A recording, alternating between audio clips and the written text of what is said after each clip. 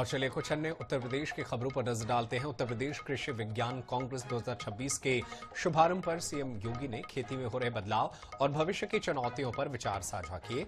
उन्होंने कहा कि टिश्यू कल्चर, बेहतर बीज और नई तकनीकों के प्रयोग से उत्पादन में सुधार हुआ है, जबकि अब सबसे बड़ी चुनौती उत्पादन को पोषण से जोड़ना है। सीएम योगी ने रासायनिक उर्वरकों की बजाय प्राकृतिक और जैविक खेती को बढ़ावा देने पर जोर दिया।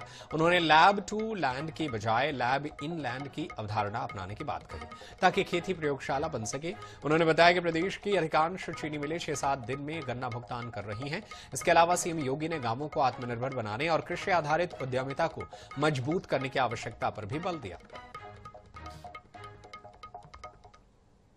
अब समय आ गया है जब लैब टू लैंड नहीं बल्कि लैब इन लैंड, यानी पहले क्या होता था, लैब टू लैंड, तकनीक का प्रयोगशाला में निकाल करके तब खेती में ले जाया जाता था। नहीं, अब खेत ही प्रयोगशाला बने और खेत प्रयोगशाला बने, इस दिशा में हमें इस कार्यक्रम को आगे बढ़ाने की आवश्यकता है। यह महत्वपूर्ण होगा कि लैब यानी खेत ही लैब बने और उस दिशा में हम प्रयास कर सकेंगे तो वह एक बड़ा कार्य उस दिशा में हो सकता है। सरकार ने कृषि और खेती को भी एक एजेंडे का हिस्सा बनाया है और अन्नदाता किसान उसके साथ जुड़ा है। आज हम लोग अकेले गन्ना उत्पादक किसानों को, जिस उत्तर प्रदेश में 10-10 वर्षों से गन्ना मूल्य का भुगतान नहीं हुआ था, चीनी मिलें बंद हो रही थी, बेची जा रही थी, आज वे शुगर कॉम्प्लेक्स के रूप में काम कर रहा है और उत्तर प्रदेश देश का कुल गन्ना उत्पादन का 55% अकेले उत्तर प्रदेश उत्पादन कर रहा है।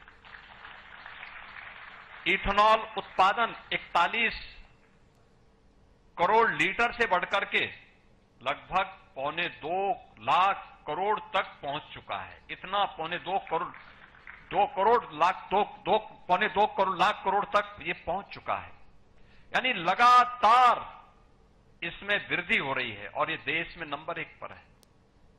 हम लोगों ने अब तक गन्ना किसानों को ही, अगर आप देखेंगे तो लगभग 2,90,000 करोड़ रुपए से अधिक की राशि गन्ना किसानों के खाते में हम डीबीटी के माध्यम से भेज चुके हैं। थोड़ा सा प्रयास हो, कैसे चेंज लाया जा।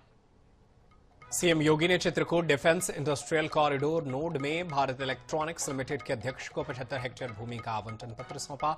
इस परियोजना में 562.5 करोड़ रुपए का निवेश कर अत्याधुनिक रडार और वायु रक्षा प्रणाली की विनिर्माण इकाई स्थापित की जाएगी। सीएम योगी ने कहा कि इससे बुंदेलखंड क्षेत्र में औद्योगिक आधार मजबूत होगा और 300 से अधिक प्रत्यक्ष रोजगार के अवसर सृजित होंगे। बता दें कि चित्रकूट नोड की रणनीतिक भौगोलिक स्थिति और लॉजिस्टिक कनेक्टिविटी से रक्षा उत्पादन का उभरता केंद्र बना रही है। इस परियोजना से स्थानीय युवाओं के लिए गुणवत्तापूर्ण रोजगार, एमएसएमई उद्योग के विकास और उच्च तकनीकी नवाचार को बढ़ावा मिलेगा। सीएम योगी ने आत्मनिर्भर भारत के लक्ष्य की दिशा में एक निर्णायक कदम बताया है।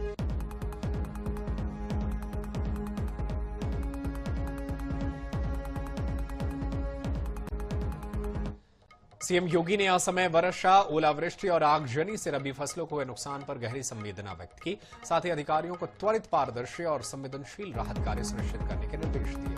उन्होंने कहा कि हर प्रभावित किसान और बटाईदार का निष्पक्ष सर्वे कर शीघ्र क्षतिपूर्ति प्रदान की जाए। सीएम योगी ने बीमा कंपनियों के साथ समन्वय कर फसल बीमा दावों का शीघ्र निस्तारण, जनहानि और पशुहानि में 24 घंटे में राहत और क्षतिग्रस्त घरों के लिए आवास उपलब्ध कराने के निर्देश दिए।